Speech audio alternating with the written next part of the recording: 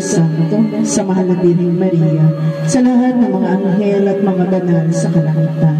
Muli po kami bumabati ng isang magandang gabi. Ama, narito kami. Kilala mo kami kung gaano kami nananalig sa iyo. Nananalig kami na kayo ang Diyos sa buhay. Kayo ang aming mabuting pastor. Kayo po, Lord, ang kasagutan sa aming mga panalangin. At lumalapit kami sa iyong banal na harapan. Nananalig kami na kayo ang Diyos na laging handang magpatawad. Kaya tinaamin namin, Panginoon, na kahit kami mga lingkod mo na, lahat kami nagkasala sa isip, sa salita, at sa gawa. At marami pa kami naging pagkukulang. Naroon din ang mga kahinaan, Panginoon. Kaya naman, Lord, nagsusumamo kami na patuloy mo kaming pakalinisin ng iyong banal na dugo. Patawarin sa aming mga naging kasalanan, pakapunuin sa aming mga naging pagkukulang, Panginoon, at pakaunawain anuman ang aming mga naging kahinaan. Patawad po, Panginoon, patawad.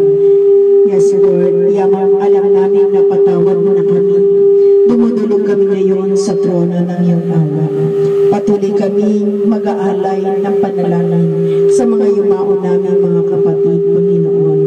Lalo tingin kay Danilo Socias, Mary Timaho, Panginoon, Julius Martinez, Elenita Flores, Lucio Mora, Salvador Ferrer, ganoon din kay Betani Timani, Panginoon, kay Pasito Gonzales, ganoon din kay Jeffrey Castro at Nestor Resurrection, Panginoon. Maging sa mga mahal na rin namin sa buhay, mga kapatiran, mga namatay ng biglaan at hindi nakahingi ng kapatawaran, at ang lahat ng mga kaluluwa sa purgatorio.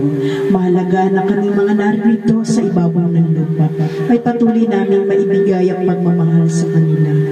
Pagmamahal sa pamamagitan ng pag-alay ng mga panalangin na masigit nilang kinakailangan.